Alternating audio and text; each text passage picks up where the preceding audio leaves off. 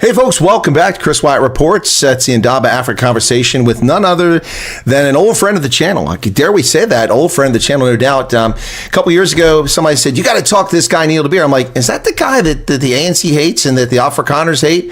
Yeah, I know who that is. That's Neil De Beer. So we got Neil on the program. He's happy to come on the program. Then he got his UIM launched, United Independent Movement, and wound up on the Cape Town Council, and then launched a national campaign for the elections and just missed getting representation in Parliament, unfortunately, for his party. But I was there at the launch at Tigerberg, when he launched his campaign, the first political party to compete for last year's elections, did the previous year in 2023. Neil's back with us, and Neil's got some stuff to talk about here. Neil, so I've coined a new phrase. It's no slight meant by it, but people are PNG'd and things. They get made redundant by their employer. I tell them they've been Rasooled. I see that you're undergoing your treatments. I think your hair has been Rasooled. Has your hair been Rasooled this week? Yeah, one of the definitive things about cancer, but I must tell you, I've received compliments that I don't look that bad bald. Well, in the interest of full disclosure, I gave you one of those compliments about 3 minutes ago. You did. I said he's not such a bad-looking guy when he's bald, because I've been bald. It's not pretty, folks. You don't want to see me bald. But I say, it was better looking with the hair, but he's still a good-looking dude. I'll take it, Chris. You take the small victories, right? We need it. All right, Neil, let's see. It's been a couple weeks since we talked, and gosh, nothing has been going on. I don't know. But yeah, a lot's been going on, my goodness, including the expulsion of South Africa's ambassador in what many are calling an unprecedented and radical step, but it's not. Ambassador Ibrahim Rasool overstepped the bounds of diplomacy by a wide margin. He did it intentionally. He knew what he was doing, and it's beyond the pale. I'm not sure what your thoughts on that are, and it has not helped the situation. When he was appointed the ambassador last November and then went to present his credentials a week before the previous administration left, that was highly unusual, and that was kind of irritating for the diplomatic community here in D.C. But when he was nominated, my question was like, are you seriously going to send Ibrahim Rasool? If you want to make relations worse with the United States, the only way you can make it worse is to send Naledi Pandor. Yeah, Chris, a lot of things happening. I think you've seen that I've been on the media quite a lot. I am frequently on the Biz News show that has now cracked 250,000 viewers a week. We were at the Biz News conference, great success, last week in Hermanus, where the top 600 business leaders, people like Adrian Gore and unfortunately Paul Mashatile, came to speak. The opening conference was Helen Zille, powerful address. But I have been stepping up on my presence, and plain and simply, Chris, you are very right. We are not getting it right. We are absolutely fumbling the ball, and there's no pickup to score that goal. It is as if we are at a two-way street, and it's not just the United States of America that is currently a thorn in the side. It seems that South Africa has become the pariah of the world's focus, and even our own BRICS partners are slamping into Donald and getting accolades, and we are being left out. And yeah, the situation has now reached, as far as I'm concerned, the crescendo, the proverbial cherry on the cake, where our ambassador is not just asked to be expelled out of that country, but the words used by Mr. Rubio is persona non grata. Now, that is worse than being told this is a diplomatic spat. You've got to leave. We've got differences. No, sir. Marcus Rubio used the words persona non grata. Now, you don't get, as far as I'm concerned, stronger sentence to say you're not welcome en moet voetstuk. Well, Neil, there's an acronym that's been floating around, and in less polite terms, we know what that means, but we've started calling it friends and family only, FAFO. That's what's really going on here. Yeah. Chris, I will tell you, you know my past. You know where I come from. I have had 32 years of this government. I have grown a bit wiser. I have grown a little bit older, and I am not falling for BS at all anymore. We've made mistakes. Both sides. I have made calculated mistakes on many issues in my past. But here's my statement on this matter, and we'll get into depth where we're going. I am a South African, Chris. I might have different political views, but there's one thing: I am an Afrikaner. I am a Boer. They can say what they bloody want. They can reject me. But many have decided that because I know the enemy, and because I have a fundamental difference now with this state and this ANC, that I am a key to people to understand where we are, and righteously so. But here's the thing. I am not going to be a refugee, a fugitive, or a person unwelcomed in my own country where I was born. That will never happen. It's not going to happen. And we should not be sitting here formulating plans to leave this country. I am sorry. So we either stand and we fight this in court, we fight this on legal terminology, but we are not going to surrender as people that were born. And now we've got a problem. We have a full-on, may I say, economic, diplomatic war with the most powerful economy on earth. And we are not, at this current moment in time, giving any relief on the 5 questions, Chris. And you know it, we addressed it, it's not moved. In actual fact, 5 days before this man gets expelled, they sat in a meeting with the people representing Iran in our country.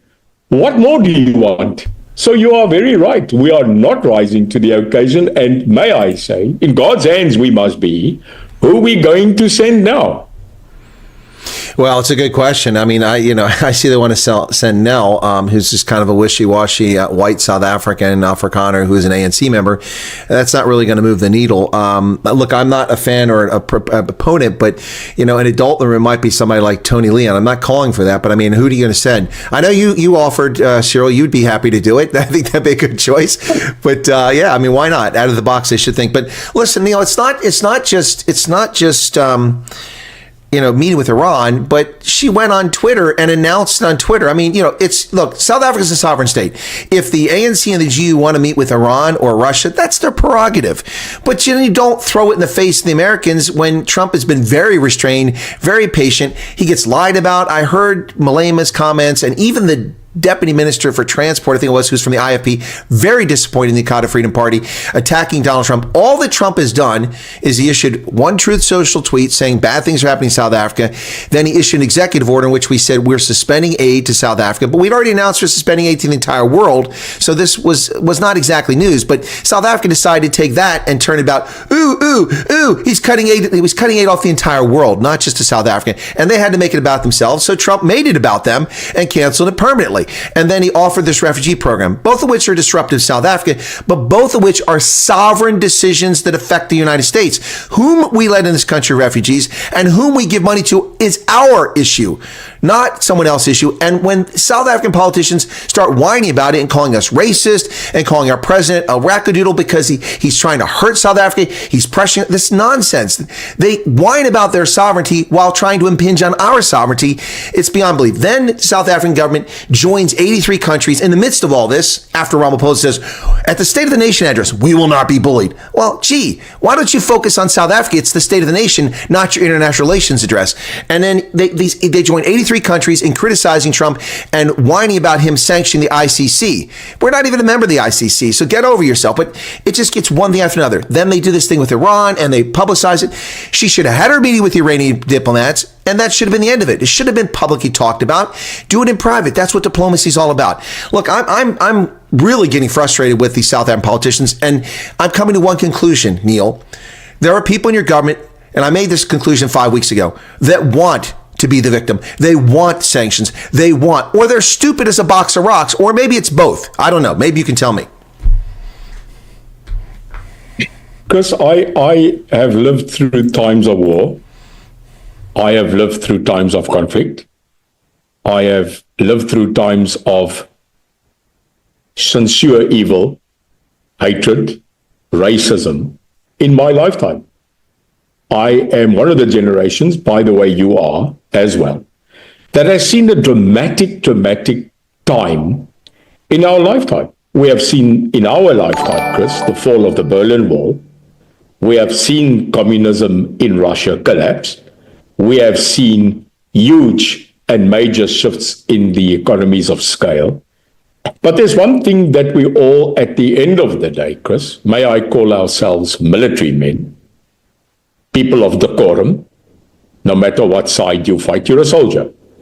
There comes a time, Chris, where soldiers, even soldiers that were enemies, will breach that gap, shake their hand, and actually declare peace amongst each other. Now remember, that's war. When we sit in our country at this current moment in time, I would like to do the following, if I may. Remove the name Donald Trump. Remove the name Marcus Rubio. Remove the name of the US conglomerate and take the personalities out of this so that we can focus on the real issue. What is the real issue? The United States of America will continue to be who they are, no matter pre, post, or present leadership. That's a fact. But the leadership of that United States of America, now I'm going into something I don't know, but I will give my opinion, democratically, en masse, elected Donald J. Trump as the president. This is a fact.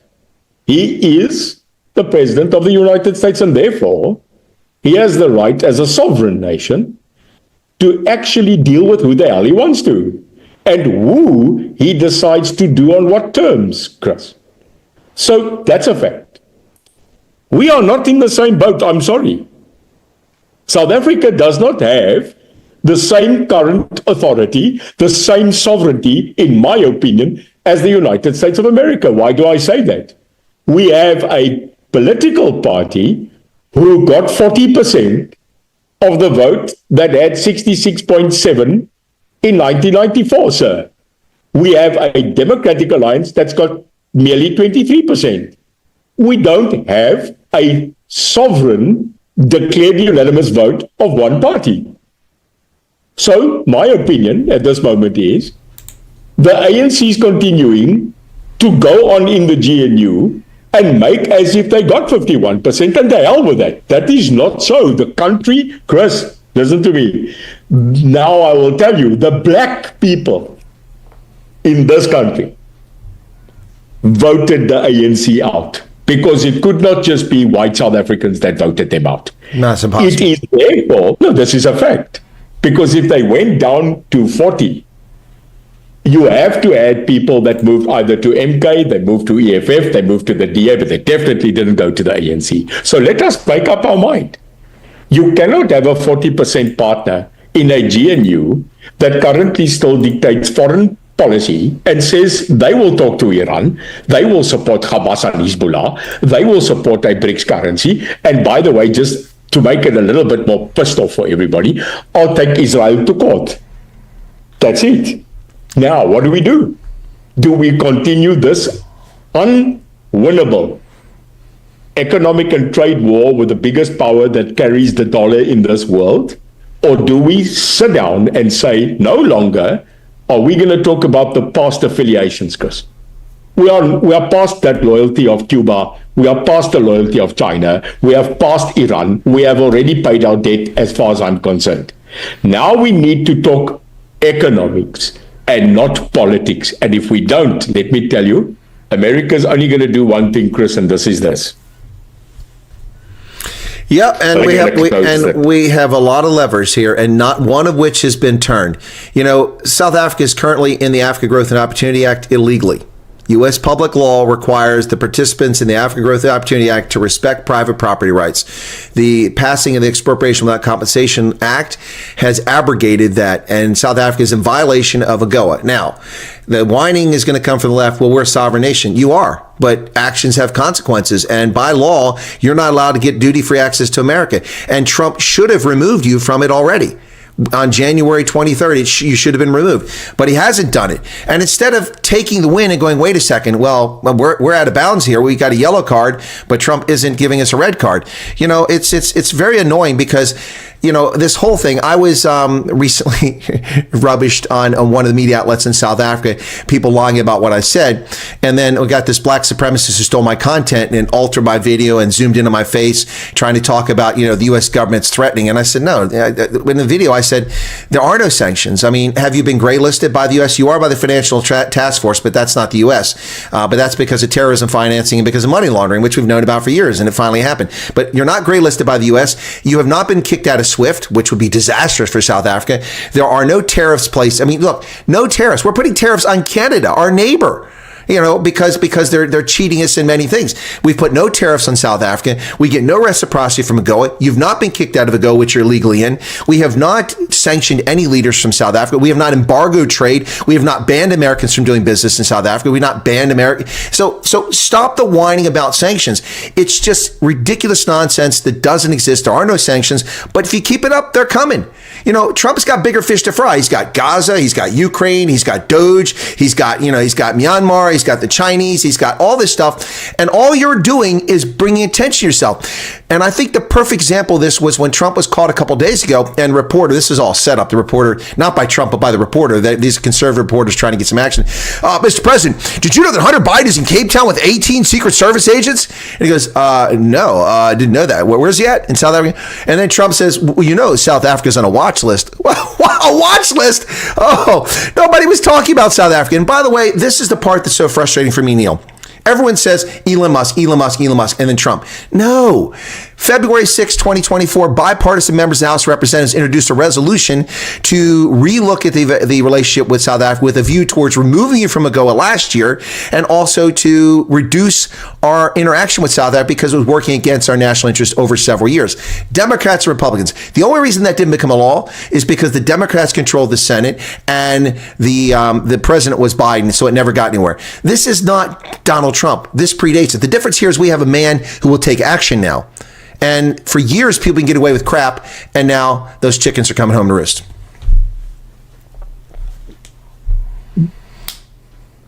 Churchill said, less war, more jaw. Yeah, exactly. Let's go back to the fundamentals. If you're a diplomat, you practice diplomacy.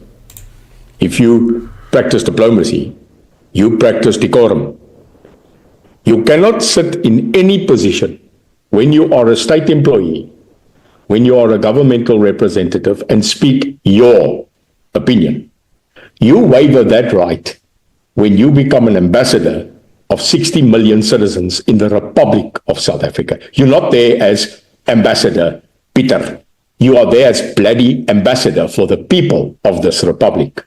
Now, the attitude, the kind of person that you need to put in probably one of the most hostile, vibrant, and current unstable relationship is definitely not a person like Ibrahim Rasool.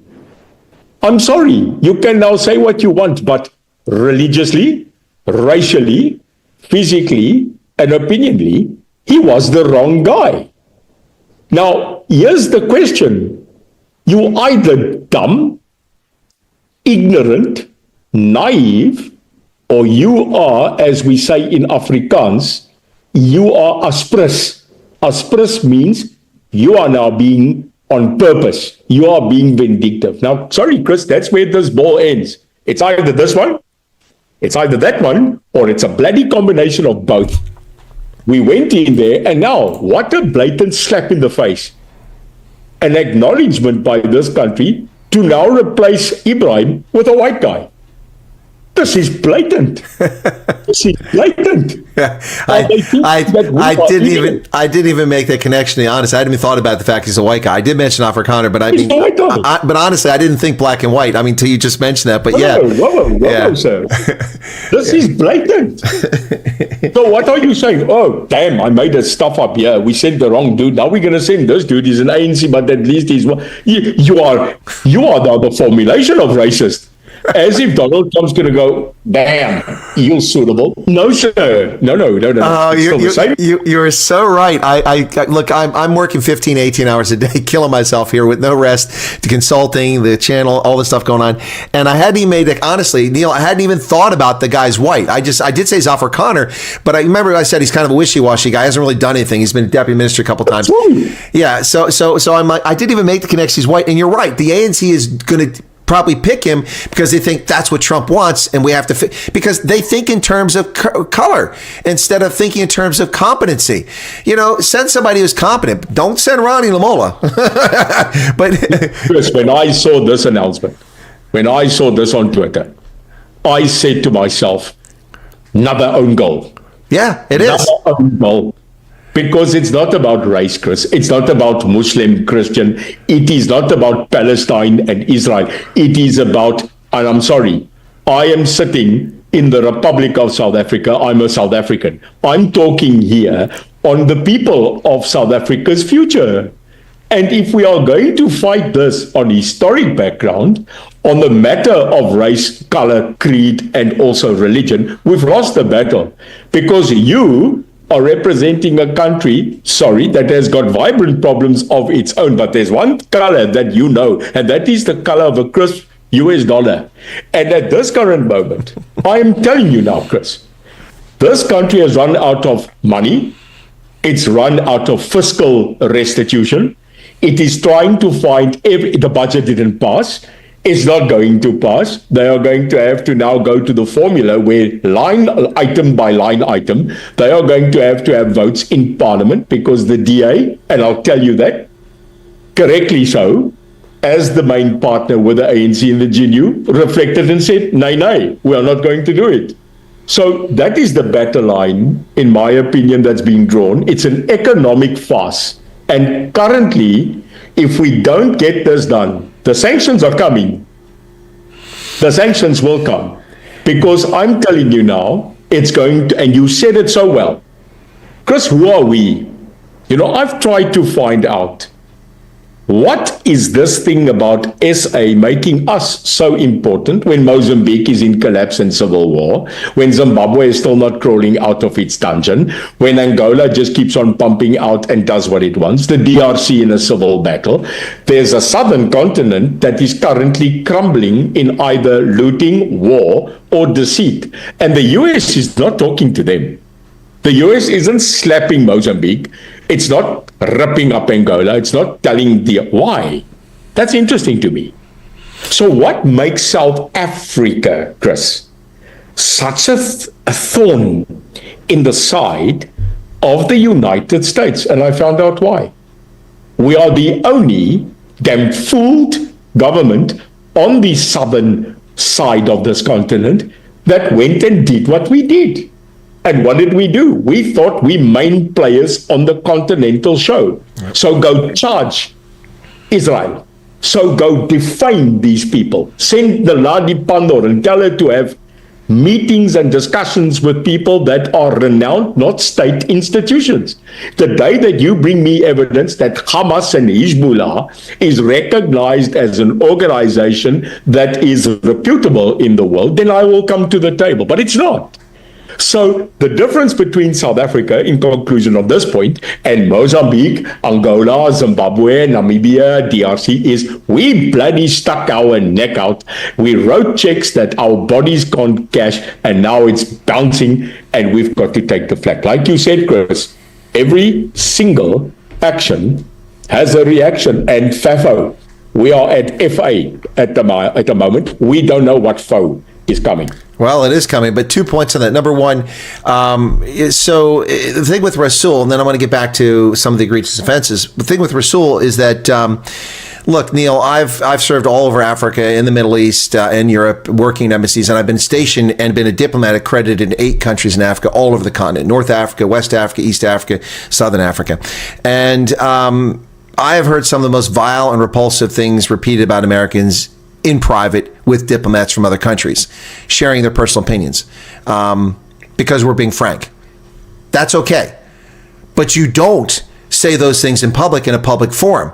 You do not do that. That's the first rule here. And everyone knows this. It wasn't a mistake. Okay, so now let me get to the egregious offenses. So let's just run through a short litany of some of the things that South Africa has done to the U.S. recently.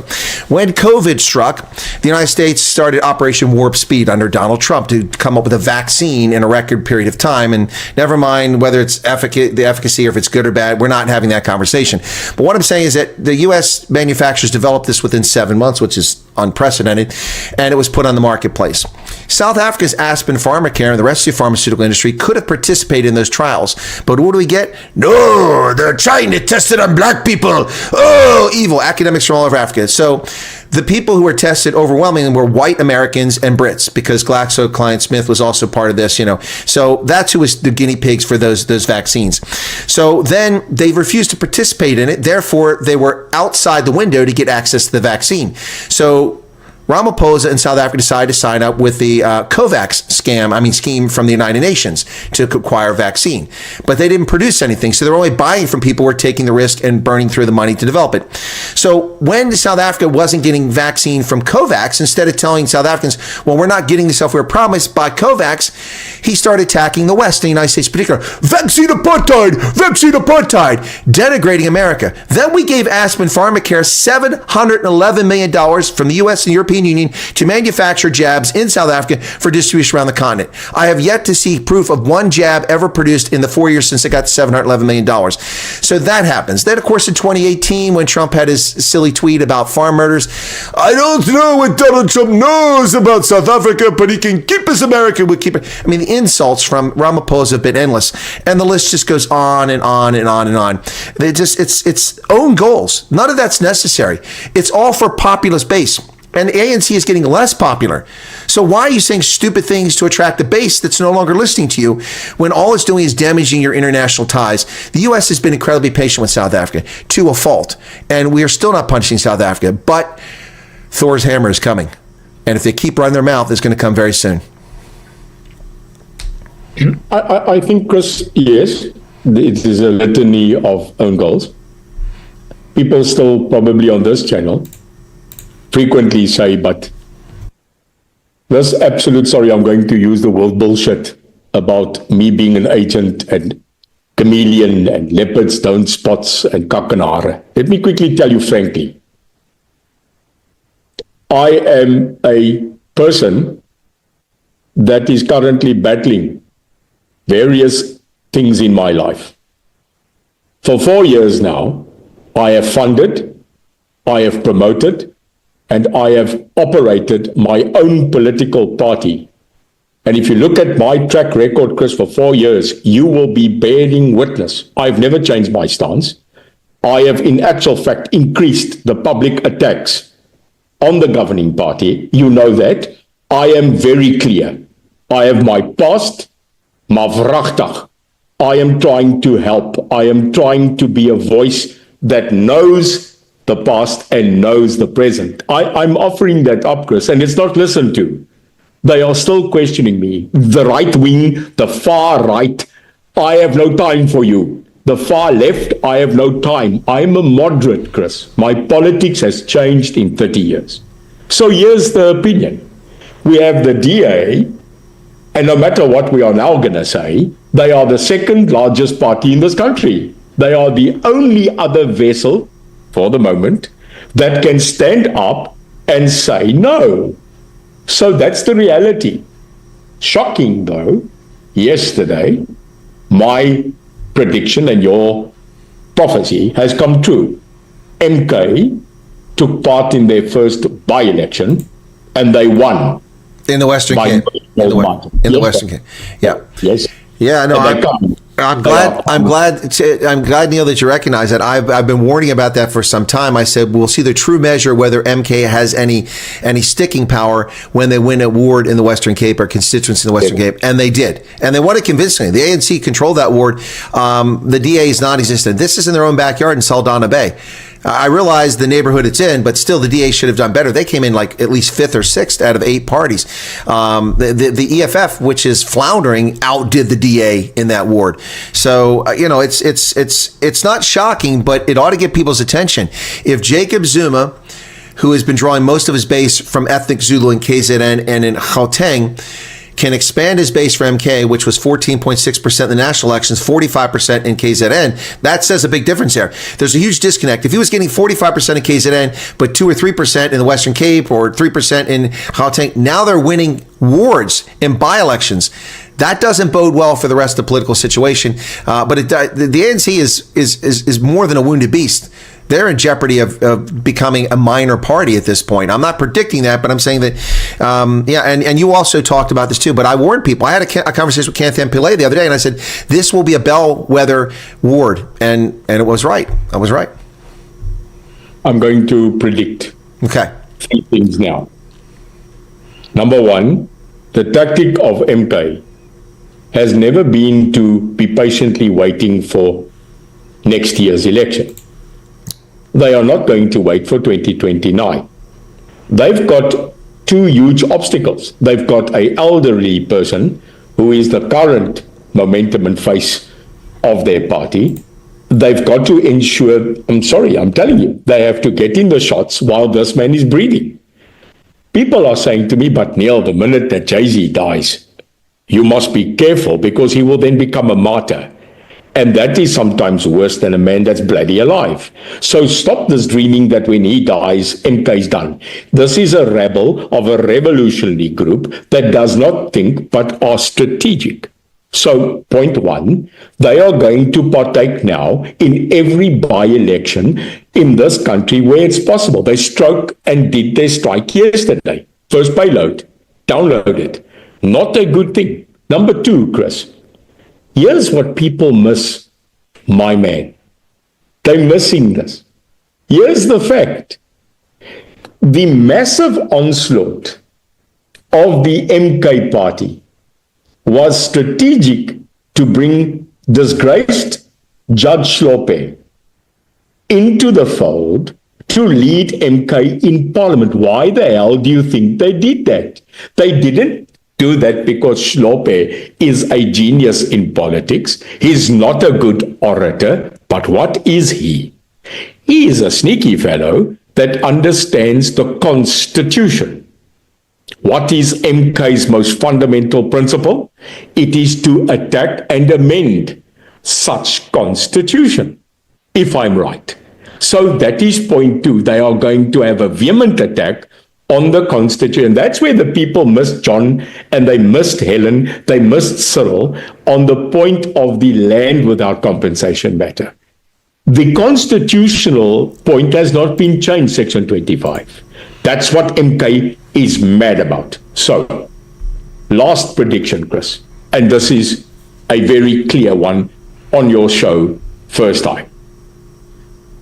As the GNU, which is the only entity currently, like it or not, weak or strong, fighting amongst each other like a coalition is a fact of the matter. Helen said that last week. It's not easy, but it is in place. For now, it is in place definitely until December 2027, because then it is ANC conference. And if we have time, I'd like to tell you what is the latest on that movement. But factually, that person that takes over the chair in December 2027 could be totally anti-GNU. He could withdraw Cyril, like they've done with Mbeki and Jacob, and they could replace him and call the GNU at an end. The only option this country has is doomsday. It is an ANC-MK-EFF collaboration. Sorry, that's a reality. Because the DA is the only party that has above the threshold of 22. Yes, the PA will grow, but it's not 2029 yet. So here's the prediction, Chris. If I was part of the GNU, if I was part of Parliament, if I was part of the opposition parties in the GNU, because ANC I am never joining in my life, but let's call it quits, I am who I am, I would be doing the following. I would just be making sure, Chris, that I keep the 51% in place. And why am I saying that? Like a good goalkeeper, there's one thing we will never be able to allow, and that is that the ANC and whoever they then choose after the GNU fails, which it won't because we'll keep it, is 66.6, Chris. Change constitution. That's the magic number. That's the threshold. Yes. Which the ANC actually had that 20 years ago and they didn't exercise it. whoa, hang on.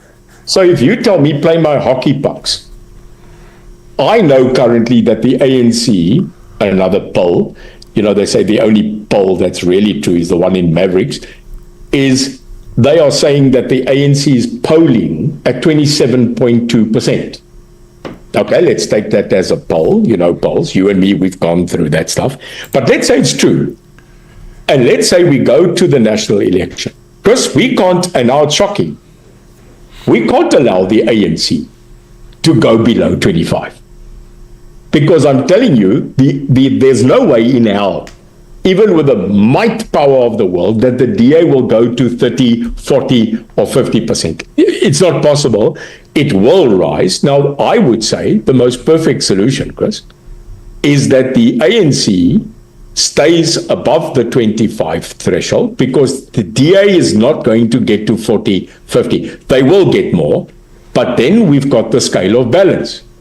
If the DA can go from 22 to 25% minimum, and the ANC, let's say, dwindles from the 40 to either 30 or 25, it means that still the main partners in the GNU has a 50% block, and then with the added advantage of the Patriotic Alliance, of the Freedom Front Plus, and, like it or not, the IFP, we still get over the threshold of 51%.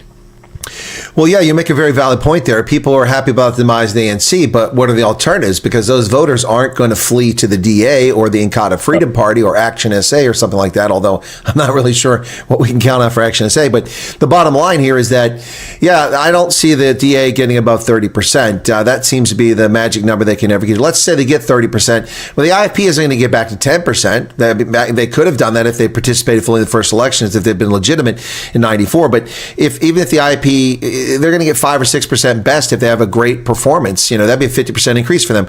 And the Freedom Front Plus is going to gain some votes in the next election for people who are pissed off the DA and go back to Freedom Front Plus, but that's just going to slice votes away. So the votes are going to go to MK, and they're going to go to PA and other parties. PA is probably reliable in this, but the bottom line here is that I agree with your point that people may be happy to see the ANC slide down the scale, but you got to think about how far can they go down the scale before you have a problem? If they get below 25% and the DA is 23%, that's about 48. You need a minor party like the PA or maybe the UIM in the next election, to get you over the 50%. But you get below that, you start getting into some serious problems. Then you've got people trying to form alliances with MK and EFF, whatever's left of EFF. So I think you're onto something there. And I think a lot of people are completely missing that one, Neil. They're not really paying attention to the challenges there.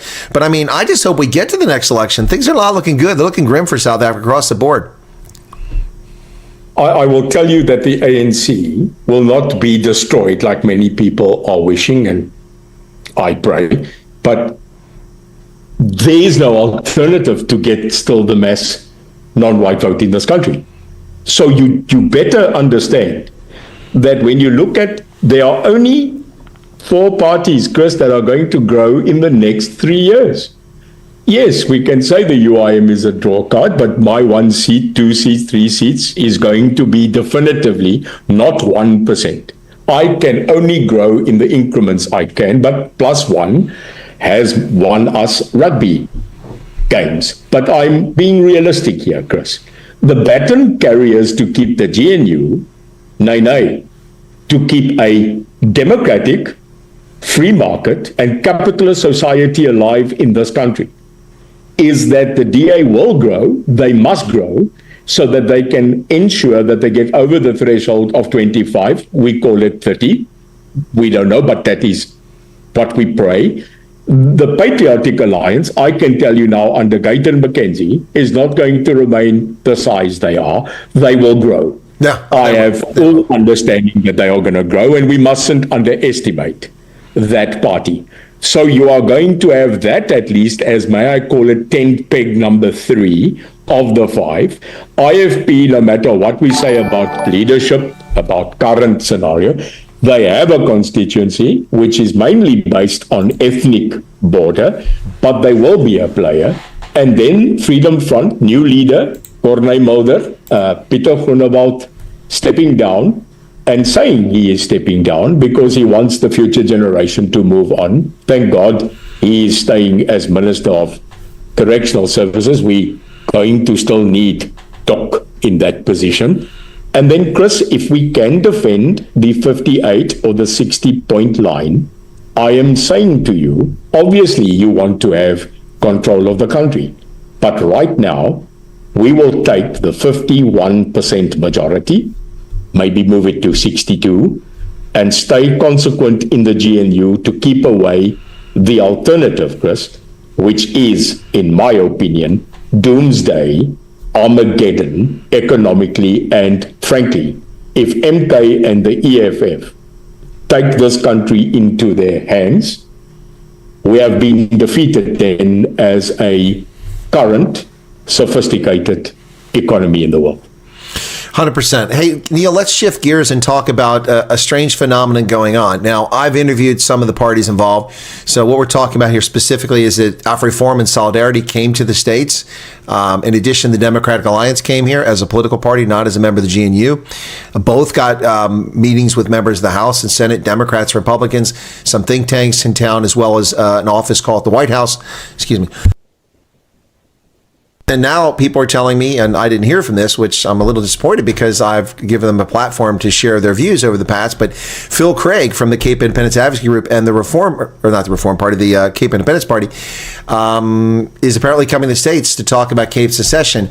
Any thoughts on this plethora? Because, and the reason I ask is that the one group that has got no meeting with the White House and with senior members like Ted Cruz of the Senate would be the government of South Africa. They're getting no meetings. The door is closed. There's no room at the inn. Take your pregnant wife out to the barn, the manger. Maybe the Magi, the three wise men will show up and things go well, but don't count on that because we hear Ronnie Lamola and we hear the spokesperson and the presidency of Vincent Mangwenya talk about how we're engaging with America. That's nonsense.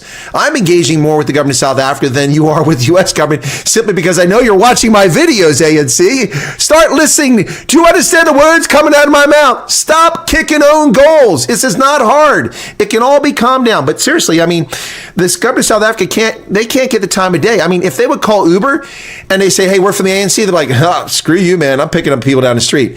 They can't get an office call. But everyone else is getting an office call. What do you got to say about that? I think it's crazy. Well, I think after Cape Independence comes there, I think Boswell Wilkie Circus will arrive on Tuesday. Without a doubt, some people that they will levitate out of the homeless fatigue, put them in suits, will then come on Thursday.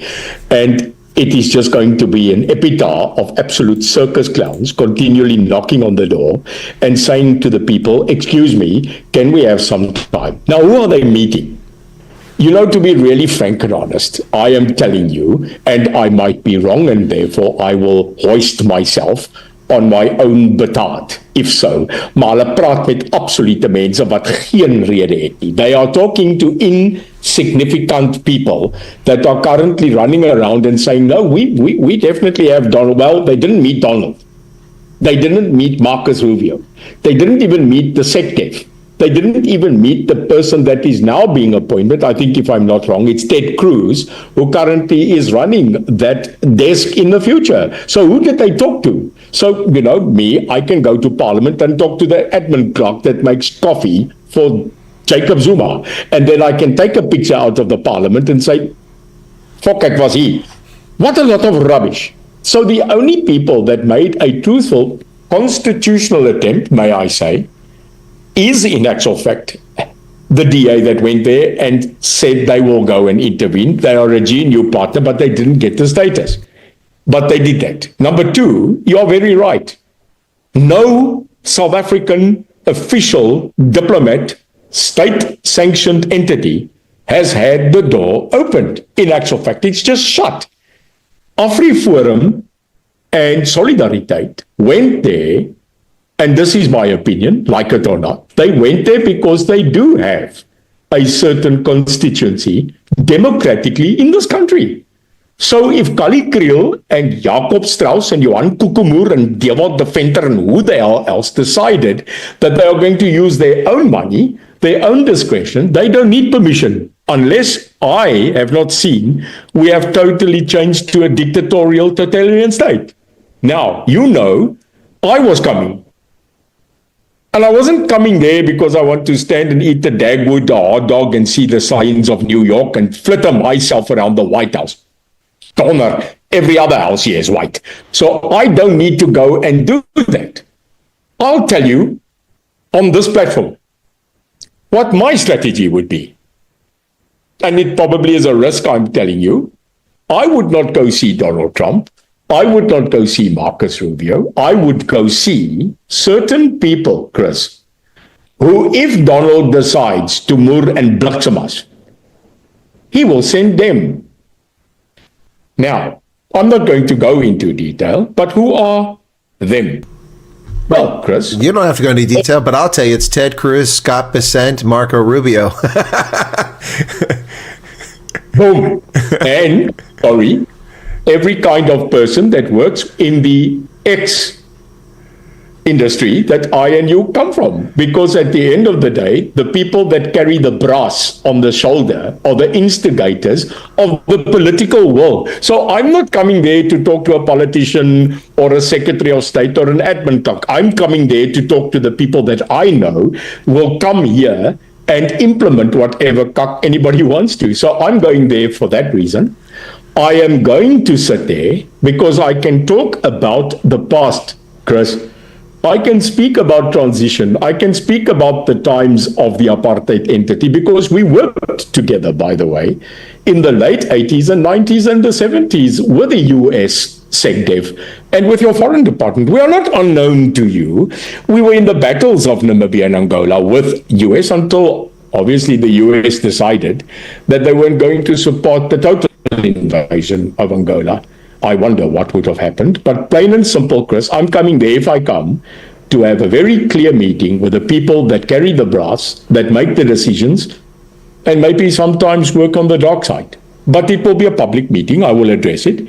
I also understand our laws of our country. In other words, foreign aid to military assistance and declaration. No, I'm not coming there to talk war.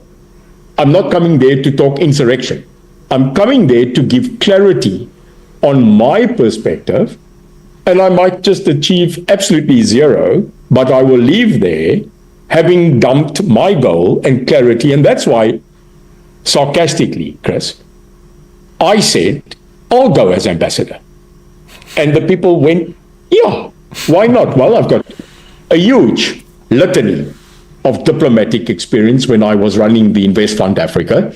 I have got huge empathy on the African Union side, being a person that assisted many places on the continent, like you. We have traveled, Chris. So I will really not take that job. I think I'm destined for something else shortly. But here's the point. They better sort out this. They better build and get the bridges built back. And they better do it sooner than later, because this has a ramification, not just on the USA. When the IMF, the World Bank, and so-called we running the G20, we are chairing the G20, and we are dealing in what currency? Sorry, Chris, remind me what money would be the dollar. And who has the most votes in the IMF and World Bank, and where are they based? In Washington, D.C. So that $1.5 billion loan that they want is not going to happen if they keep this up. The US, sir. Yeah, 1.5 billion, not rand, dollars, yeah, but it's not going to happen. But Chris, sorry, if the Federal Reserve of the United States of America decides that no more currency will be given to this country, it can throttle and shut it down. It can threaten the IMF, and it can seclude the UN and say, we pay you, we give you money. But here's the shocking revelation. We are under the impression, and I will tell you now, this is a fact. We as the South African government are actually under the impression that someone else is going to replace the United States of America in this country as an economic partner. No, we're actually dreaming this. This is fantasy, and it ain't going to work, sir. So I'm saying your market with Russia is non-existent. China wants your minerals, doesn't want to sell you goods. They don't want your finished products. It's not a good look. And let me tell you, when I sat and saw how Donald treated Zelensky, I sat and said, do you know how much assistance and money the US gave to Ukraine in the couple of past years as absolute funding principle? And let me quickly tell you, Chris, they cut that man like a scalpel cuts a banana. And if you think that we as South Africa are actually more critical than Ukraine, Russia at the moment, we are in la la land. So we are not going to get a scalpel from the US. We are going to get a bloody massive chainsaw cutting our limbs if we are not careful. Well, look, Elon Musk has got his chainsaw for Doge, cutting our budgets. So, I mean, he can just turn it the other direction and come after South Africa. But listen, you talked about something, and I just want to talk about the cloud cuckoo land approach of politics in South Africa. So, of course, Margaret Thatcher famously applied that literary title, Cloud Cuckoo Land, to Zimbabwe when it was still Rhodesia, because she didn't want to deal with it. But I've been calling South Africa Cloud Cuckoo Land for a while now, too. And here's the thing. So, when AfriForum and Solidarity came here, and people lost their mind. Charge them with treason! Open dockets with the Hawks for treason. I mean, they exercised their democratic rights under South Africa, and they lobbied the U.S. government. The ANC did the same thing during the apartheid era. They lobbied London and Paris and Berlin, or Bonn back then, not Berlin, and Washington to get the same thing. And that wasn't seen as wrong. So they did nothing wrong. Second, you've alluded to the fact that you probably believe they didn't really talk to anybody's substance. Maybe that's true. So if they didn't talk to anybody's substance, then why are people screaming treason? And here's the ridiculous thing. So I have been rubbished by a number of media outlets in South Africa who are simply lying about the things I've said. I never claimed it. So one of the things that came up was professor from Stellenbosch, I won't mention by name because I don't want to get in a pissing contest, but Professor from Stellenbosch blamed AfriForum and Solidarity for the sanctions that Trump put on South Africa. Number one, there are no sanctions. Tell me what the sanctions are. They non-existent. Number two, AfriForum and Solidarity went to D.C. after the executive order was issued. They had no communication with the White House prior to that. So blaming them for that is ludicrous. This is just a standard boogeyman. Just like when apartheid, you had people say, the blacks, the blacks, the blacks, the blacks. It's the same thing now. The whites, the whites, the whites. It's just inverse from what it was 40 years ago. And it's tragic to see people use skin pigmentation in this fashion to attack groups that they don't agree with. If you don't agree with AfriForum and Solidarity, not you, but I'm saying if you don't agree with them, then you simply address them as organizations. If you agree with them, fine. If you don't. But you don't attack people based on immutable factors they can't control. I mean, if you're a deuce, you can control being an Indian. If you're a Mampara, you can control being a Mampara. But if you have green eyes, you can't control that unless you put contact lenses in. And that's fake. You can't change your skin color unless you bleach it, and that's just dumb. Or you get a tan. I don't want a tan. It just causes skin cancer, you know? I was cheated in life. I was denied fair skin pigmentation. Therefore, I'm susceptible to skin cancer. I have to hide from the sun. Do you think that's fair? I want reparations. I want my money. Anyway, the point I'm making, Neil, just seriously, get back to the serious point, is that all this rubbish about, them causing this, they had no impact on what Trump's doing. It predates Trump. It has nothing to do with AfriForum Solidarity. If anything, they got a courtesy call and they put their points across, and maybe somebody's listening to them, but it is not why there's an executive order. It is not why Trump has made this statement about South Africa, these statements. It has nothing to do with AfriForum Solidarity. And to hear people say that. Now, I will say, before I wrap up and give you a chance to jump in here, that Rebecca Davis from the Daily Maverick did mention, and she said something similar. She said, well, who did they see? We have no evidence they saw anybody in D.C. Anybody can take a picture at the White House, in the background. And I said, you know what? If AfriForum and Solidarity are charged and they have to go to court for treason, their star witness should be Rebecca Davis from the Daily Maverick, because she herself said they didn't meet anybody. So how could they have changed U.S. foreign policy? And oh, by the way, she called me a right-wing podcaster, not a university professor, not a polyglot, not an intelligence officer, not a businessman, not a radio host, not a published author, but a right-wing podcaster. So on our show, you may have caught it, we welcome all the Neanderthals, courtesy of Noto Boloye, all the Neanderthals and canines, as well as the right-wing podcasters.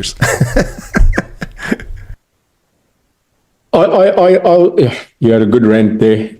I know. Well, you got a couple, and that was my first one of the show. Budweiser. Chris, I think by now, people must please accept this. I will not be race baited.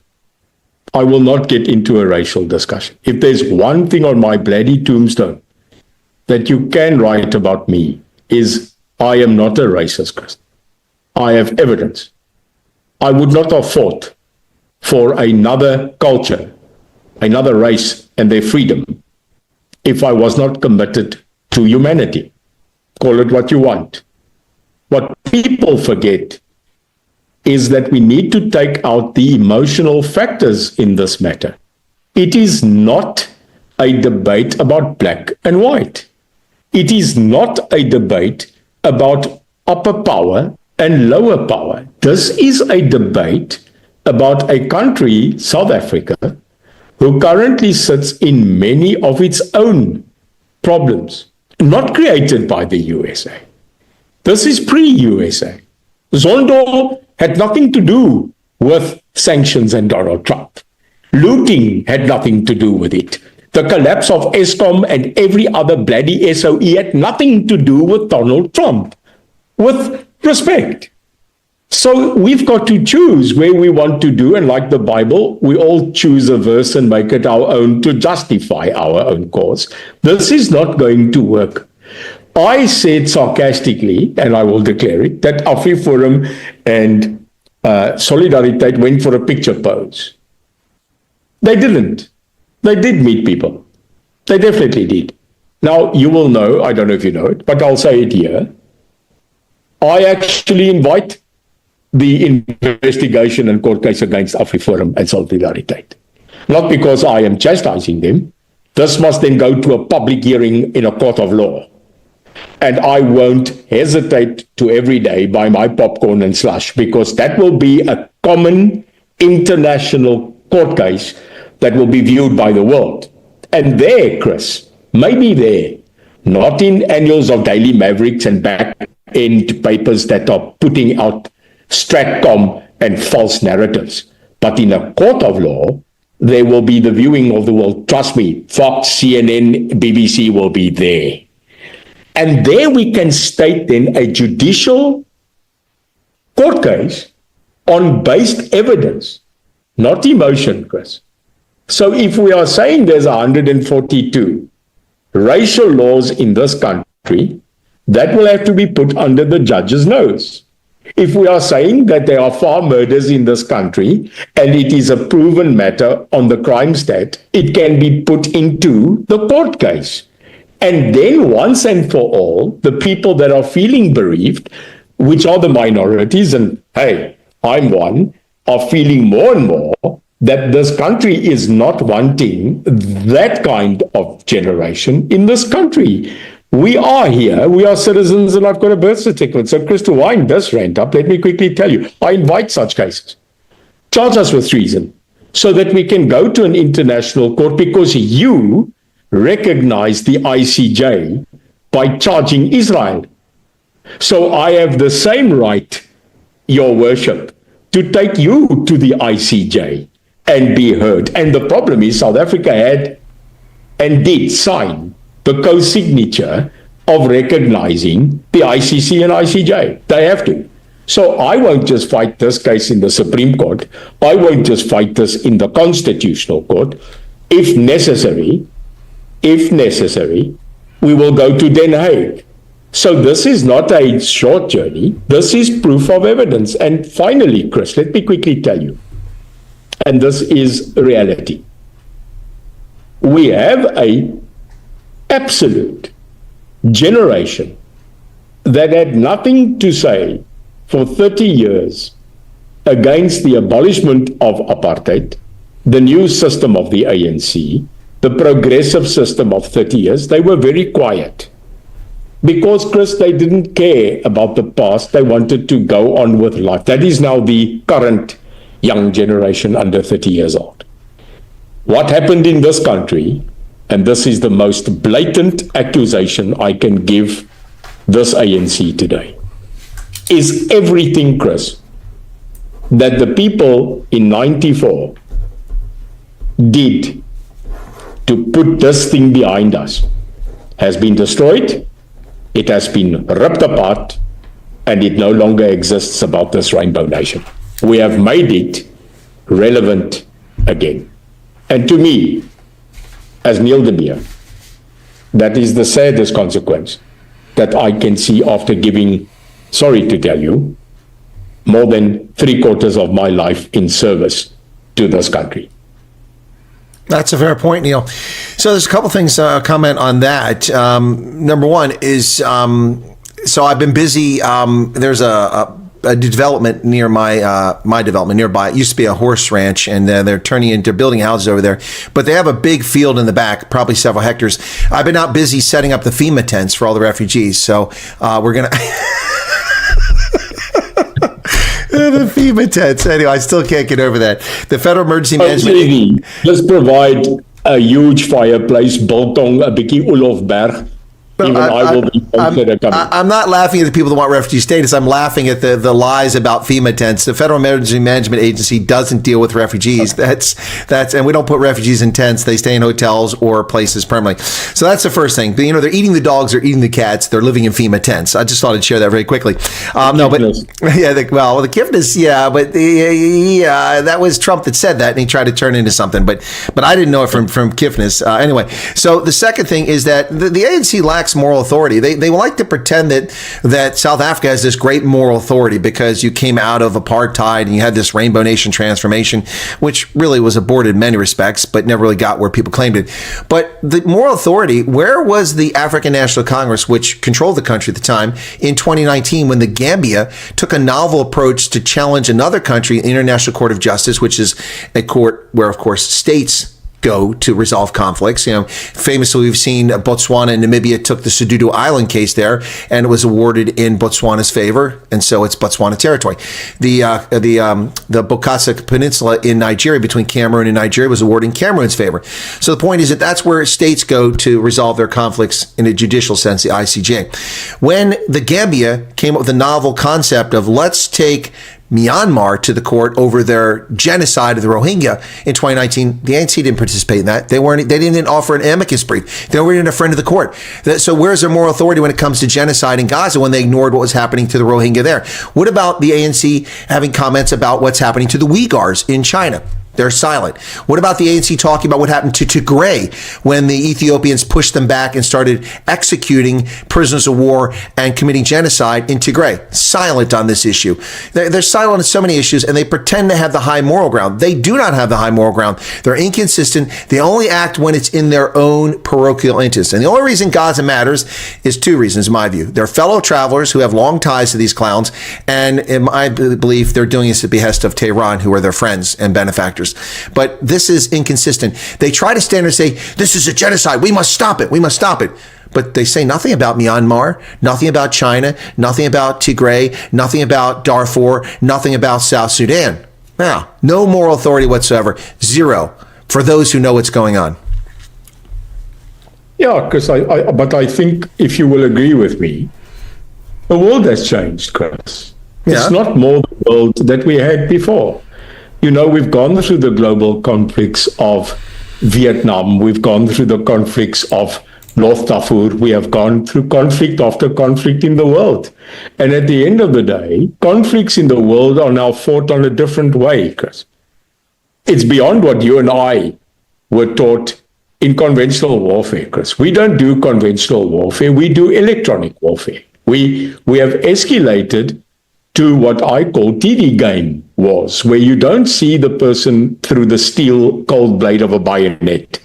You see it through the eye of a drone. And that is where we've escalated ourselves to. It's become impersonal. And so has politics. So as today, you would have never said that Russia and Ukraine will be pressurized and that Putin will take an effective decision. And Donald Trump picked up a telephone. Now, who the hell are we going to side with? Because South Africa can't go sit now and talk to Russia because they know that Donald's talking to Russia. They can't go sit with India because they are signing huge trade agreements with the US. So this is going to perpetuate. And Chris, finally, farm murders in this country have been approached in a very, very wrong way. So let's dream a bit, Chris. If you put me in a position to focus on the reducing of farm murders in this country, I would change the attack strategy. It's not about farmers anymore, Chris. It's about defining the absolute defense of food security in this country. It's not about the color It's not about the skin. It is about food security. And Chris, question to you. You have served in some of the most war-strived, poorest and poverty-ignited countries on the continent. What was the key factor in every one of those countries that made it finally collapse? Food. And the absolute shortage of food. Because, Chris, where I've been to Sierra Leone, where I've been to South Sudan in Juba, what did we see there? We saw skeletons. And when you're hungry, not peckish, hungry, you lose your mind. And then it's too late to save the country. So we've gone through that, Chris, by the way. We had a period of time, maybe 48 hours only, in Durban, KwaZulu-Natal, when the looting happened, where in actual fact, our shops, our ShopRite, our Checkers, our Woolworths, our Spar was starting to run out of product on the shelves. And that caused a bigger panic than any politician could bring. That is what I'm trying to avert in this country, is not the substance of saying it's a white thing. No, it's a food thing. And that, I wanted to tell you, is in actual fact part of the debate of why the United States of America is saying you are not only vagrantly abusing the world system, but you are bringing your own country to the brink of collapse.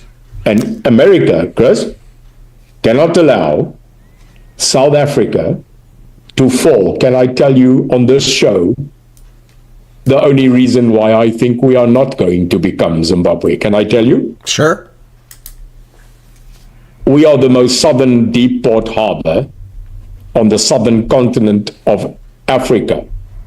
And if you currently collapse and the war escalates in the Middle East, there is no Suez Canal, there is no more that rift, and they will have to come past our country. Now, America cannot allow China to rule this country, because then your ships, that free trade, will be stopped. And there's no other harbor, Chris, that is currently developed on the west or Indian coast of this country. So, whoa. We've got to be very clear about each other, about the strategic, geographic, and topographic positioning of this country. So, if I am leading this country, which I know the possibility is not, my first thing would be to put on the table that we have to address our strategic alignment, because US will fight for theirs, and I will fight for the Republic of South Africa's strategic scenario. But you know what we do? We walk away win-win. We don't do a deal where you lose and I win. I would immediately, if I take the embassy office, number one, I would declare that Iran will become neutral in our opinion, and we are not going to affiliate ourselves. Stand or don't stand, we are not partaking anymore. Number two, we will not recognize any internal state process of an organization that is declared by the world pariah. We will remove ourselves, and we will become neutral in that aspect, remove ourselves. Thirdly, we will agree that the balance between BRICS and the balance between Western economies must be handled in exactly that manner, balanced. Not 51, 59, 53, 52, 50-50 would be the right position of this country. And lastly, I would immediately sustain the current court case that was put by South Africa onto the ICJ. I would go to the African Union and I will put it on the table that if there's a majority vote that says that we should continue as South Africa on behalf of the world, then we will make our matter there, but that thing must be immediately withdrawn. I'll tell you why. We've got nothing to do with it. We have our own problems. We have got, yes, I know, yeah, we're going to go with the debate piece now on Israel's side. No, I'm not on anybody's side. I am on the side of the Republic of South Africa. And we've got enough cuck in this country to keep us busy for the next 30 years. So I'm saying, poke your nose out of world rubbish, calm down, and fight for your country. Not make South Africa just great again, but make the world see South Africa as great again, where our passport was absolutely revered in 94 and 95, where people thought of our country as a magnitude of peace-bearing and a miracle. Well, what did we do, Chris? Landing my plane right now. We've stuffed it up. We're getting FAFO thrown to ourselves, and we have a headless chicken running around as the president of this country, who is not just a limp person, but a bloody coward. And until he doesn't grow a backbone and start making decisions not as a communistic unionist junta and get up and say, my name is Cyril Ramaphosa, and I know he's got it in him. He's got it in him. But he has to get up and say that I, as Cyril Ramaphosa, am not going to put the ANC in front of the reality of the future of the country that he negotiated in 1993 the peace of. So there's no one better that knows this country's relation than Rolf Meyer and Cyril Ramaphosa. So in total conclusion, Chris, that is the actions I would take. That is the diplomatic recourse, and it does not have to fall back on our people that supports Palestine. It doesn't have to actually then encroach on our people that supports Israel, because we won't allow that debate to conquer the future of this country. In no way. Well, those are great points, Neil. Just something from the chat very quickly, unrelated to what we're talking about. Someone said, I'd really love for Chris to interview young Afrikaners. Well, I have, but nobody cares. And there's a hazard with interviewing young Afrikaners for a situation like this. Most of them have no idea what they're talking about. Most of them haven't had any life experience. And I'm not rubbishing the youth. It's okay for me to talk to young Afrikaners at an event and have a conversation, have short things, but having long drawn out conversations like this about geostrategic issues is not something most young Afrikaners know. There's an exception. But in the past, I've interviewed René Kruger. I've interviewed Willem Petzer years ago, but young Afrikaners won't go on camera. They're afraid for the most part. I can't find them. So that's why. Now, let me get back to the topic you're talking about this. So throughout my career as an intelligence analyst, intelligence officer, I always looked at this from a holistic standpoint. And you've talked about something, food security there. So let me touch on that. So while my peers in the Army were looking at how many Soviet tanks, how many artillery groups, and how many BM-21s, rocket launchers and all that, and what are the tactics, meeting engagement and defense and all that. Yeah, I learned all that too. And I was excellent at that. But I looked at the bigger picture. What is the infrastructure, the lines of communication? What is the political infrastructure? Security is much more than simply battles and law enforcement. It's also food security. It's energy security. It is so many other things. And when I went to South Africa in 2000, when I was doing a trip around the continent, as part of my basic internship working for the Foreign Area Officer Program based out of Tunisia, I went and I met with people who were running HIV programs in 2000. Remember, it was being denied in South Africa by Thabo Mbeki at this time. He wasn't, so I was talking about this, and I went to the Botswana Christian AIDS Intervention Program up in Maun at the Okavango Delta, and I met this Danish woman who was working there, and I had my business card that I prepared. It said, Captain Wyatt, U.S. Army, with my email address, and she agreed to talk to me, and then after we finished talking, she said, before we get started, she said, let me get this right, you're an American. Yeah, I'm in the Army. You're in the Army, and you want to know about HIV in Botswana. I said, well, in Africa in general. Why? Why would you want to know about HIV? I said, because HIV is a game changer potentially. This is 2000, Neil. I said, this is a game changer potentially. She said, well, what do you mean by that? I mean, she knew what it meant, but you want to know what I said, well, here's the problem with HIV. When it does manifest and you get AIDS or you get an opportunistic infection, you can't go to work. You're weakened. And so productivity in the workforce is diminished. Now, in America, it's a tragedy if a banker or if a physician or a dentist gets HIV and dies. But in Botswana, it's devastating if the handful of bankers or doctors or dentists, it completely destroys your infrastructure and your economy.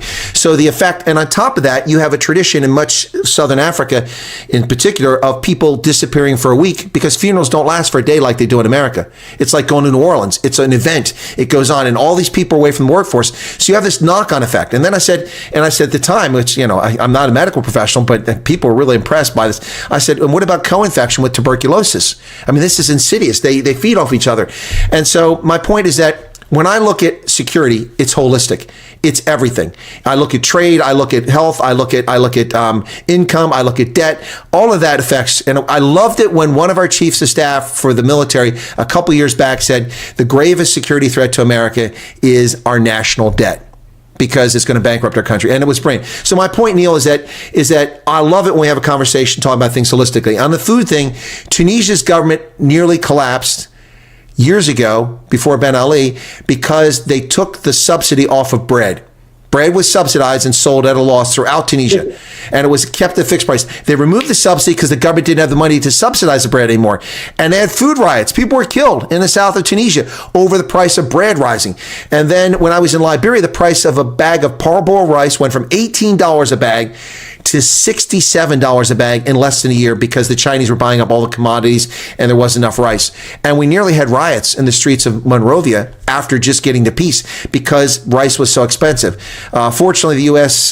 donated some rice and it eased the market. But the point is that food can be devastating. And as you said, in the internal ANC insurrection of July 2021 in KZN, when the SANDF went down there and deployed, they didn't have any rations. So they jumped to the front of the queue for the only ShopRites and Pick and Pays and Checkers that weren't burned up. So yeah, food could be the next conflict. People talk about water, but resources is the bottom line. People fight over resources and access. And so I appreciate you bringing that into the conversation, talking about food insecurity, because if they keep attacking farms, if the farms that are purchased and or confiscated and turned over to others aren't producing, then eventually South Africa is going to have a food issue and a food security problem. Chris, this is orchestrated. There's a story behind the story. This is not a plain and simple crime. I am seeing evidence, and so is many people in this country, of military grade equipment now being used by these farm attackers. Let me explain. The other day, in a horrific farm attack, some of the people were caught. And in their possession, Chris, was a backpack, and in the backpack was a sophisticated military-grade signal blocker. One I can't even have thought. What are they doing with this? Where are they getting it? Because this is not a farm rabble that's just running on an opportunity because farmers have got three things that they want. They know that farmers have capital and cash on their farm because they can't travel into town every day. They've got to pay the workers. Number two, they know that the average farmer in this country has a firearm. They want that. Number three, they know that a farmer has got vehicles. They want that. And number four, they know that it will take approximately 30 to 40 to 80 minutes to get response on a rural farm. This is a perfect target for a person that has criminal intent. But what is worse in this country? It's not a murder. It is not a vicious attack. It is not a crime. It is torture. There's an added scenario to the brutality of this. And now I've added my synopsis that someone is behind this orchestration. Now, Chris, the only way that we can ensure food security, because the next level of food security is called famine. And that's a bad one because in this country, we've also got the weather we are fighting. We've had a change of Minister of Agriculture in this country. He is new to this, but I can tell you one thing. His focus and declaration on trying to bring stability to food security in the GNU is, at this current moment, the only light of ray we've got. Finally, Chris, except for food security, I want to make it clear. The African National Congress should not fear the GNU. The African National Congress, who went into this GNU, should build the GNU and not destroy it. The only people in the ANC that will destroy this GNU are people with hidden agendas, people that have got bank accounts that have been filled and have been proven and promised indemnity of anything that they did in the past and in the future. We've spoken about that today. Neither I, surely not you, or any other person that finds this country beautiful is asking for war, is asking for strife, is asking for a remedy that will make this country worse. We are asking for stability in the governance on the main principles of water, electricity, finance, cutting my bloody lawn, trimming my tree, and refuse removal, Chris. Now, you know about that because you've done a bit of politics and nearly became one yourself. And you know that the main issues are not who is the president and the vice president. It's about, are you removing my waste? Are you going to paint our boat? Sorry, this is the what do you call, the meat and potatoes at the end of the day. So we've got to get back to meat and potatoes. We've got to do that, but we cannot do it without money. We cannot do it without fiscal support, and we cannot do it without partnering with the United States of America. Well, folks, there's 1,799 people currently watching this program and just 761 likes. Could we hit the like button there? I mean, we could do better than that. Over 6,000 people have tuned in so far during the broadcast. All right, Neil. Now, for the audience, Neil might be referring to an incident that I'm not familiar with, but there is a photo that's circulating now on social media that's from 2015 with cell phone jammers. I don't know if he's talking about a different incident. Now, I reported on this on LinkedIn and on Twitter when that happened in 2015, and I also wrote an article, which was never published, about the criminal syndicates that are using police-issued service weapons in holsters and also carrying cell phone jammers attacking farms. And the photograph that's circulating on social media, I don't know if you might have been talking about a different one, but that photo is from 2015, and the News 24 has gone to the trouble to try to rubbish that story and falsely accuse people of using it to promote the narrative that syndicates are involved. Well, they have long been involved. Yes, some are crimes of opportunity, some are crimes of revenge, very few. Most are targeted attacks for the very reasons you just said a few moments ago, and I've said for a long time. They're a consequence of people being isolated, no response times, no defense, and it's so easy to overwhelm people that they do this. And now with people afraid to shoot people because you don't have the castle doctrine, but I'll tell you this, you come on my property and my family are in the house, and the chances are if I shoot you, I go to jail. Well, guess who's going to get shot? Yeah, you're going to get shot. I'm over it. I will take the risk going to jail to save my family, and then they can get out and go somewhere else. There's no question about it. But I don't want people to be confused about this. I don't know if Neil's talking about another incident, but News 24 is taking that story, and they're taking quotes from people's social media trying to say, and they're like, because someone said the cell phone jammer was like 350,000 Rand. Well, when this happened 10 years or 2015, 9 years ago, or 10 years ago, it may have cost 350,000 Rand. But those things weren't available to the general public at that time. You can only get them if you were in the military. Now they're available. You can buy them. So the point here is not to rubbish the story. The point is that it does happen, and it's not simply a case of crimes of opportunity. And very quickly, one anecdotal story. When I went to South Africa in 2000, I was reading an article in the Wall Street Journal on the flight down there, coming from Europe to South Africa, because I had to go from Tunisia to Europe and Europe to South Africa, because no direct flights. And then I got to South Africa, and I'm reading the Wall Street Journal about a farmer in KwaZulu-Natal who had gone to the bank to pick up his pay for his farm workers, brought it back on the Friday evening. They broke in his farm. They locked his wife in the pantry. They pistol whipped this 74, 77-year-old man repeatedly. I think he was 74 years old, and trying to get more information about where his guns were and where other things were, and they beat him to death over the pay. Now, what happened was the wife, they were going to go deal with her probably after that. She managed to get out a window, escape, and go through the thorn bushes near Elandskral in KwaZulu-Natal, not far from Rorke's Drift. This is where this is at. And she escaped and got someone. They called, they came, they found her husband beaten to death. Now, these weren't Afrikaners. These weren't English. These were retired Norwegians who heard about the plight of Zulu in KZN who couldn't find farm work. They took their retirement. They moved to South Africa. They bought a disused farm that was not in use. They purchased it. They hired 25 Zulus, employed them, and a couple of their employees were greedy. So they contacted gangsters in Joburg and had them drive all the way down to KZN and steal the money and murder this guy. This is what happens in South Africa. That is a targeted attack because people are remote. They're vulnerable. There's no response time. The dissolution of the commandos was a tragic mistake, which was done intentionally almost 20 years ago. I said so inside the intelligence community at the time, that farm murders would spike, rural insecurity will rise, drug trafficking will increase, and human trafficking. And all of that's come to fruition because the ANC's lie that the commandos were a racist organization. They were Minutemen that predated apartheid. It goes all the way back to the very beginning. My point here is that people, Neil, if we're talking about the same one and maybe someone's giving you bad information, or maybe you're talking about another one, if you're talking about another incident, then that just reinforces that syndicates are involved. But it's real. It did happen in 2015. The photograph that I'm talking about was from 2015, and I talked about the time. If we have Johnny-come-lately journalists who show up in 2025 and don't know history and are too lazy to research, well, that's on them. But some of us were here. We have the receipts. We can tell the truth about what really happened. That's not about the cell phone blocker. It's just a point of 10 points in the mechanism. Exactly. That has started. Number one, cell phone blocker is one, but an AK-47 the last time I bloody checked, is a weapon of war, Chris. Yeah. So it's sophisticated. Where they're getting it from. Number three, frequently on our crime stats and our News 24 will bloody look at that. We are finding people that come from Mozambique that are trapped across the border with explosives.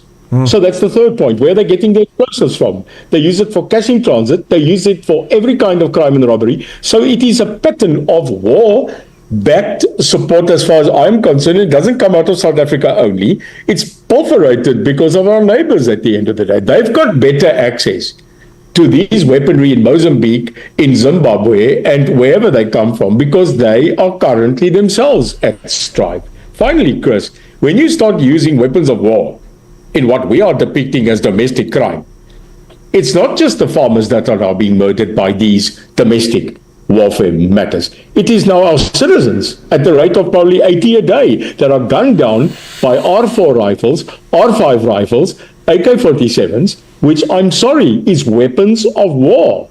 So we've got those people, Neil, sorry, that are being gunned down are mostly black South Africans. Yes, sir. It is the multitude. They're gunning down 8-12 in a tavern at the time. It's not a white thing. It's not a black thing. It is a South African thing. Yep. But what we've got to say to each other, if we're going to take this thing serious, we've got to shut the border. Now people say, oh, there he goes. Told you he's the South African Trump. Yes. Build the wall and drain the bloody swamp. I would love to, but they stole the bloody money of the bricks for the wall, and they forgot where the bloody swamp is. So we've got to tighten up our security, make it a zero policy tolerance of anybody coming into this republic that's not documented author. I don't care. Number two, make sure that when we tackle crime, and I must tell you, I will tell you this, I have faith in Mchunu. I really have. I have faith in the new Minister of Police because he isn't a person that rabbled like the previous idiot in a hat.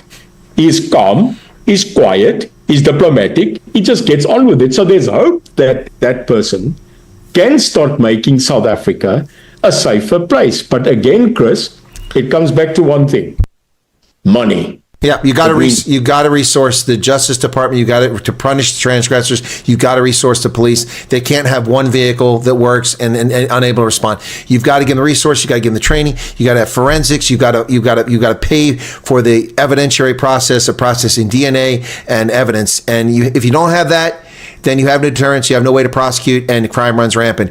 And then you have people. Can I add one more thing?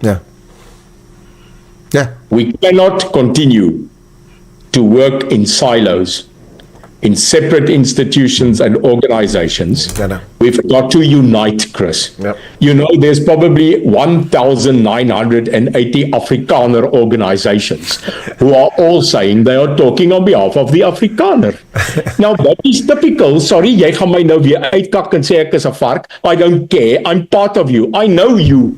I'm part of you. We will go to the moon with 10 Afrikaners, and by 9th day, we would have 12 churches, 14 political parties, and 4 rugby clubs. We just can't get on. We've got to moor each other. We've got to listen, dude. Suidlander, Binnenlander, Oplander, Westlander. It matters not who you are.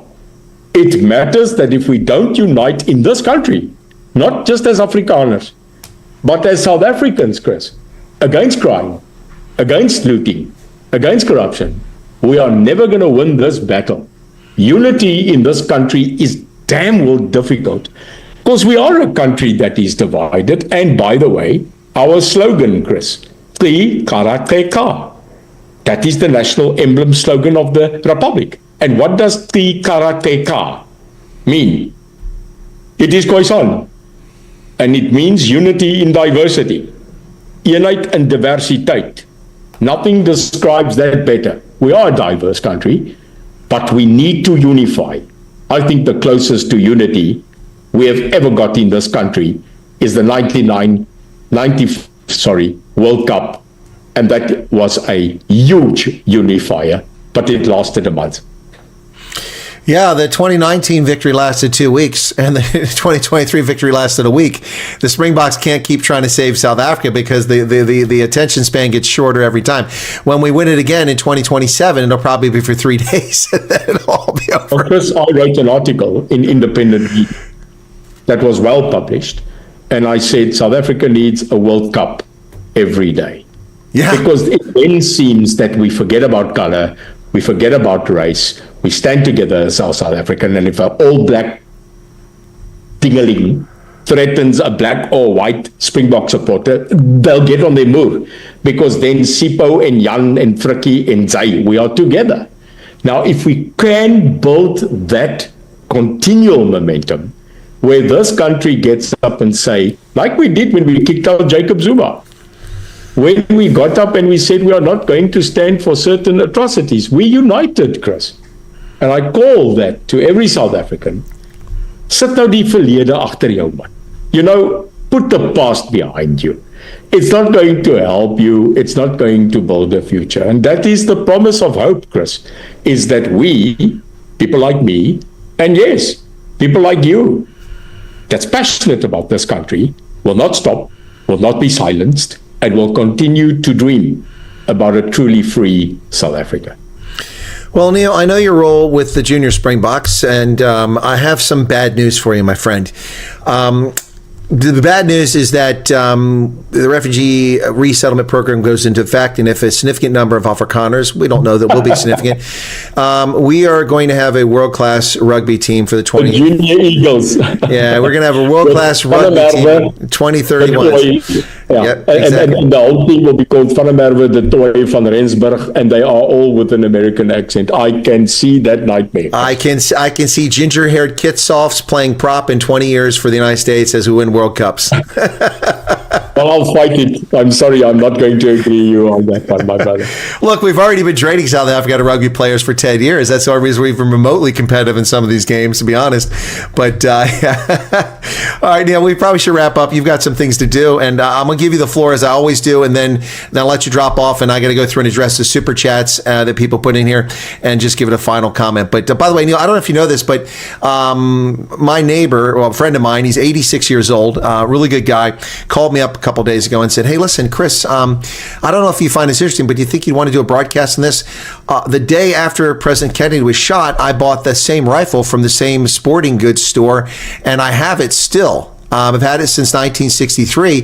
Do you think people would be interested in hearing about that rifle and seeing it? I'm like, I don't care about the Kennedy assassination, but I know a lot of people do. So I said, yeah. So I haven't decided whether it's going to be live or it's going to be recorded. I think I'm going to record it. That way I can, edit it and move in closer and stuff like that. So I'm probably going to see him today or tomorrow, and we're going to go talk about this. And I think it'll be fascinating. I don't know if you're interested in it, but now I'm actually interested because he's got the rifle. By the way, he said that they've only fired it one time. He gave it to a friend. They went out to the range, and the guy couldn't hit the broadside of a barn. Now, that doesn't mean that you can't hit it with that rifle. That might just mean the guy's a terrible marksman, but maybe it's the rifle. I don't know. But he got the same rifle with the same scope the day after from Klein's Sporting Goods out of Chicago. He ordered it and got it delivered. By the way, that rifle with the scope cost $19.99 in 1963. I don't know if that's of any interest to you. Than a burger. All right, I'll give you the floor if you want to wrap it up here and give us maybe some hopeful thoughts, or maybe not gloom and doom. The floor is yours, Neil. Thanks, Chris. Yeah, I must tell you, Lee Harvey Oswald and the magic bullet is an incredible sniper. Let me quickly tell you that. We've not had a better shot since then. Chris, I'll wind up by saying that we are in an era in this country where we have never needed more hope, prayer, and unity as a country before. We all come from a past.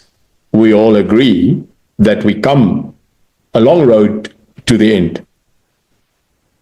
The final destruction of the unity in this country will be to surrender to people whose ulterior motives is to eat more, loot more, steal more, and destroy more.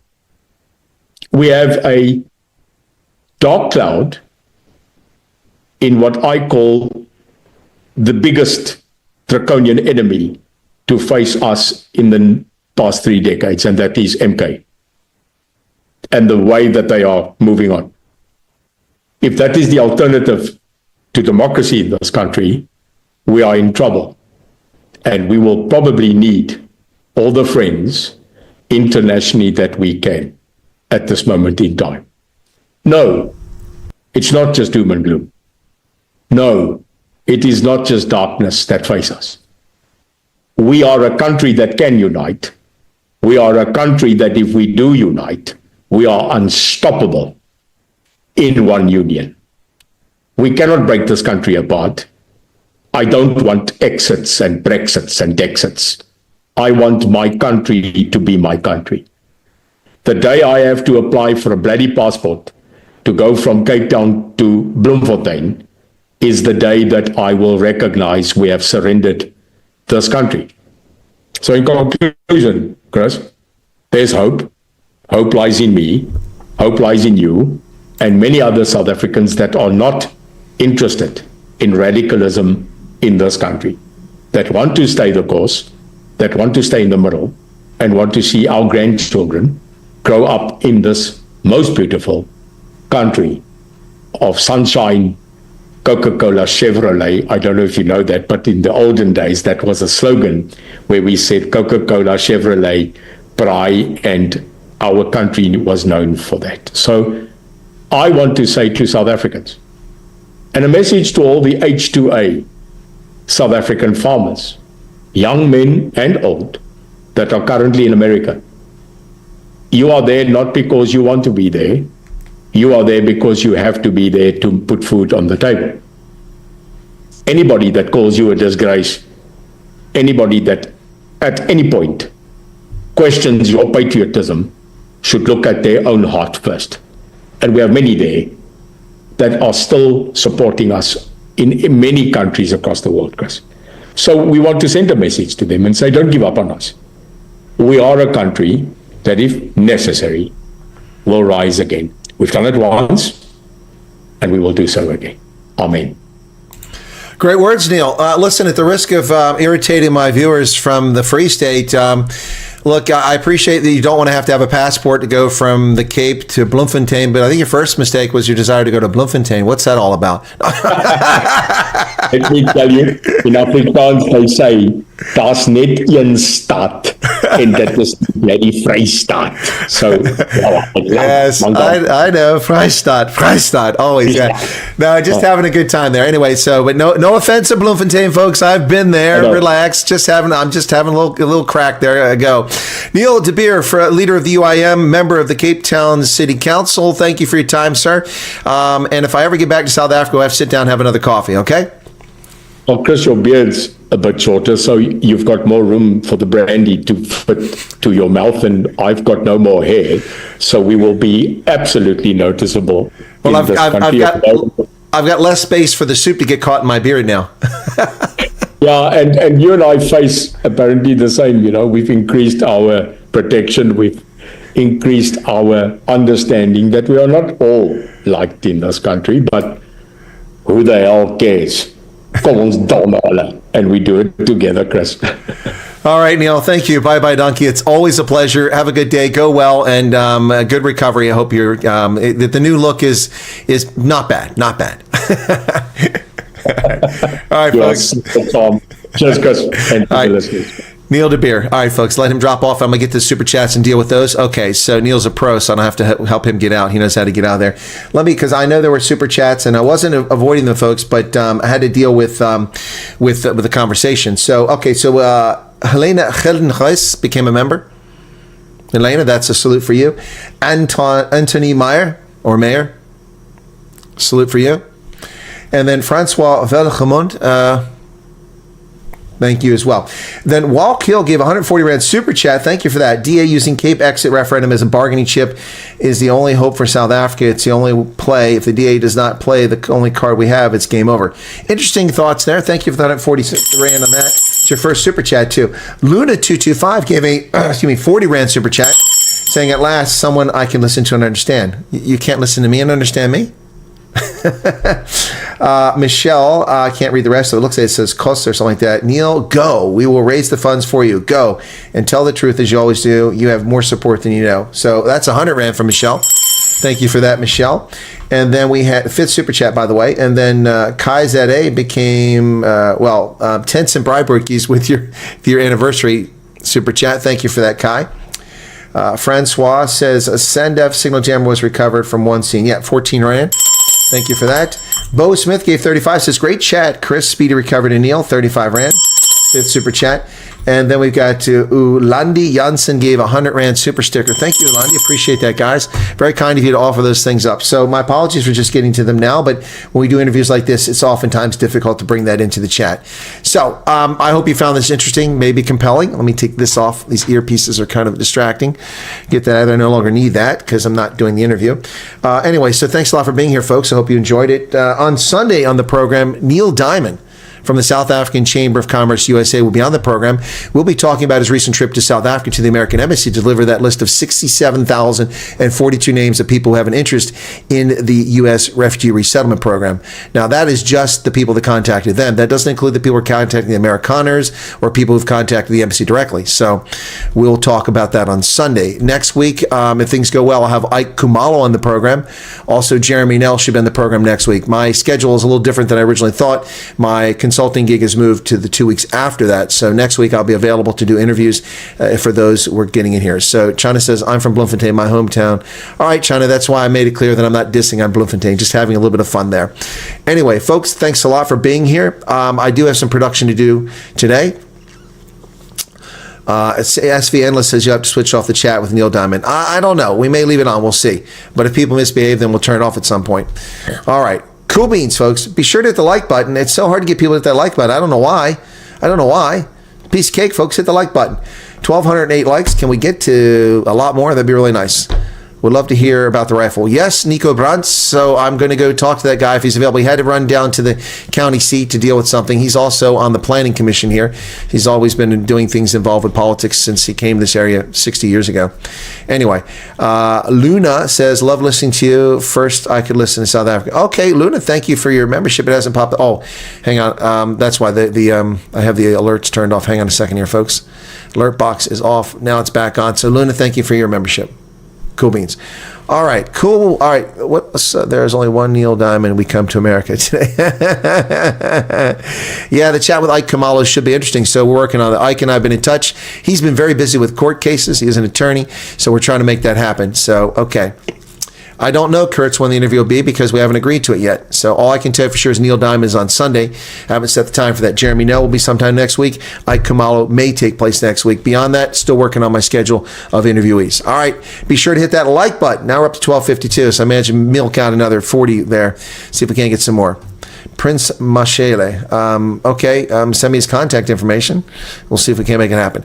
That's going to do it, folks. Thanks for being here. Thanks for watching early on the news, and I hope you all have a lovely evening, good day wherever you're at around the world, and we'll catch you next time. And we're going to leave you with Colonel Wyatt's anthem, all right? For those who haven't heard it, this is Colonel Wyatt's anthem. Hopefully you like it. Cheers. Weatherman says, thank you, Chris. Appreciate what you do, and for having Neil in the chat. My pleasure.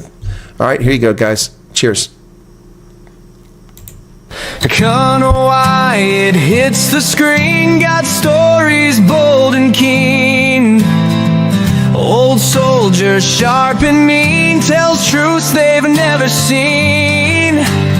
Rugby lover with a roar, Africa flowing in his core. YouTube rants they can't ignore, his passion makes his heart soar. Colonel Wyatt, hear his call, shining light through it all. Trolls may rise, but he'll stand tall. Subscribe now, don't miss the brawl. Military mind, keen and wise, truths come out, no disguise. South African skies in his eyes, hear his voice, no surprise. Retired soldier with the fight, in the dark he brings the light. Angry rants, truths ignite, join the cause, join the ride. Colonel Wyatt, hear his call, shining light through it all. Trolls may rise, but he'll stand tall. Subscribe now, Don't miss the brawl. Enemies knocked on his door, trolls attack, but he's more with each click. Watch him soar on the truth waves. He explodes. ColonelChrisWyatt, hear his call. Shining light on. Trolls may rise, but he'll stand tall. Subscribe now. Don't miss the brawl. Right now, don't miss the brawl.